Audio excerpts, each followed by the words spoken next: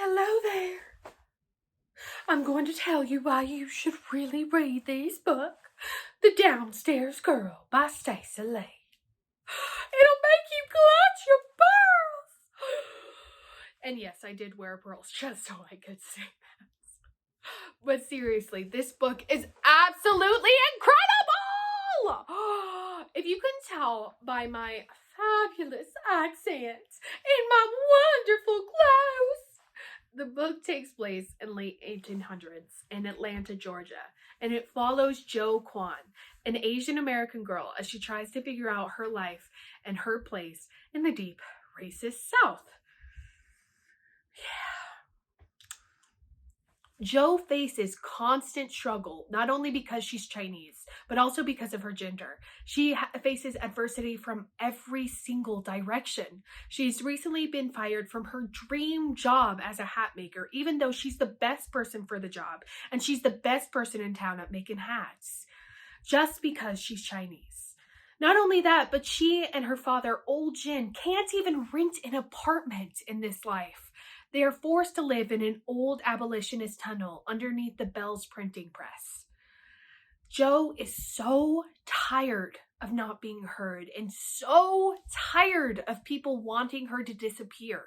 And when she finds out that the Bells are facing financial trouble and may just lose their newspaper, she decides she can't stand back anymore and she has to help them. And she starts the Dear Miss Sweetie advice column.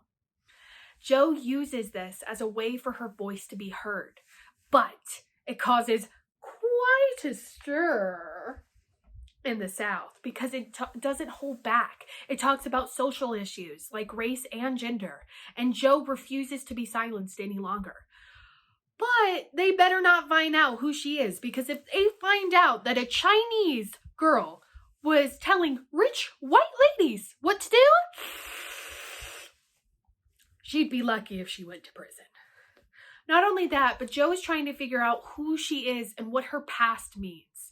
She was left on Old Jin's doorstep when she was a baby, and she has no idea where she actually comes from and who her birth parents are. She wants to know her real story, and she wants to know what the future holds. And this novel, this incredible novel, follows as she tries to unravel the mysteries of the past and plan her future. And I'm going to tell you 3 reasons why you should really read this book. Okay? Reason number 1, the diversity. Okay? If you didn't know, May is Asian and Pacific Islanders Month. And this novel is perfect for it, okay? I love historical novels. They're my absolute favorite genre. But I've never read a historical novel, especially a historical YA novel, told from the perspective of a Chinese American girl. I don't think there are many in existence. And this book, this incredible book, tells the Chinese American historical perspective so beautifully. It brings to light issues that I never even read about in school. I mean, it points out just how many hardships there were in the past and how many hardships there still are today. It goes over not only the Asian struggle, it features other characters of color, and it delves into the issue of gender politics. Specifically, it features women trying to earn the vote. And it's absolutely incredible. It'll make you wonder and question and think about a perspective differently than yours. And that's the point of reading.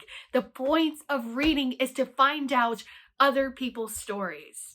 And you should really read this to understand another story.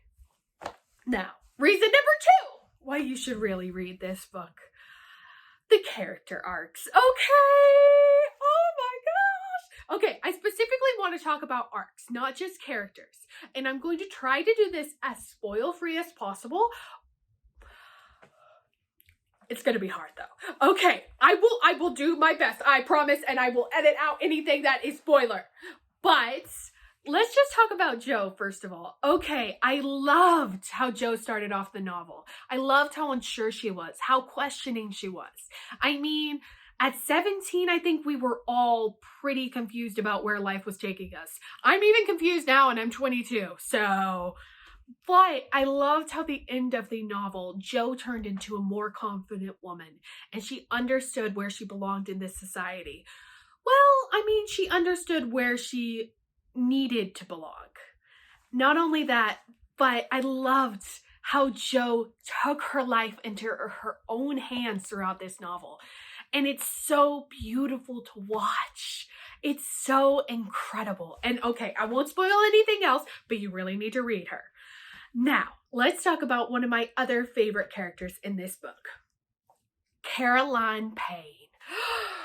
Bless her heart. I loved Caroline. Okay, she is a well-crafted villain, y'all. She is so good.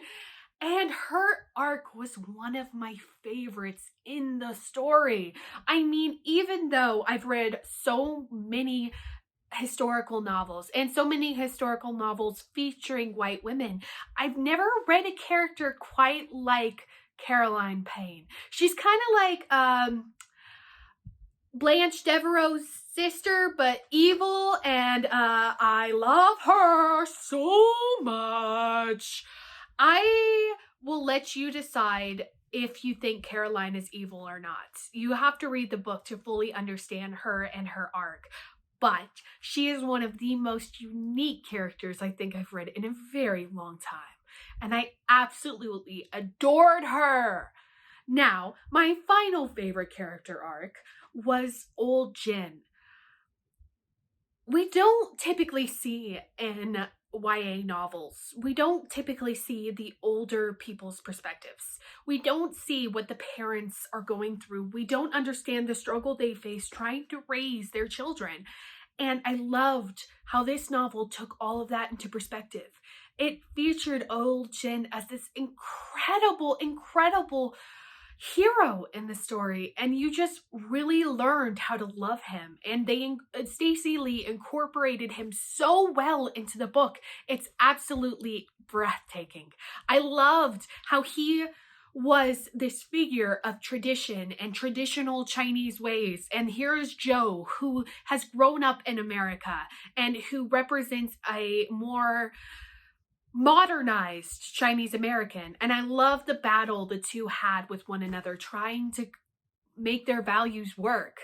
It's absolutely incredible. Old Jin's story is, oh my gosh, it still warms my heart, and I still want to cry over it. And I'm so sad I already finished this book. Okay, but now let's talk about reason number 3 why you should really read this book. Words. Okay. I love words. I think I kind of have to as a librarian in training. And I love how Stacey Lee loves words. She chose each word with such care and put it into this novel so perfectly. It's absolutely breathtaking. Not only that, but this novel, it makes you realize just how precious words are. I mean, Jo is constantly forced to be quiet. She never lets her words be heard because she's not allowed to let her words be heard. And she's tired of it. And I love how Jo loves words. She understands that words have power. She reads dictionaries and thesauruses and writes down every G word she hears on her wall because she doesn't have that section in a book. And I love how she chooses to let her voice be heard, and she refuses to be silenced any longer. This novel makes you truly realize how important words actually are. It makes you love them even more, and it gives you quite a few new words to learn. And I loved how Stacey Lee understood that one of the most important things we can do is to listen to other people's words and listen to other people's stories. I mean, how else can we understand people? And this novel just takes all of that into perspective. Now, my hat, it keeps falling off, but There are 3 reasons why you should really read this book: the diversity, the character arcs, and the words. I cannot tell you how much I love this book and how much you actually really need to read this, okay? You should definitely check it out at the Pflugerville Public Library. It's available on Overdrive as an ebook and Hoopla as an audiobook, and it's so worth reading, okay? You really need to read this book, Tiara. I'm serious. I loved it so much, and I got to say bless your hearts. But seriously, read the book. It's absolutely breathtaking. Now, I can't wait to see what you suggest I read next time on You Should Really Read This.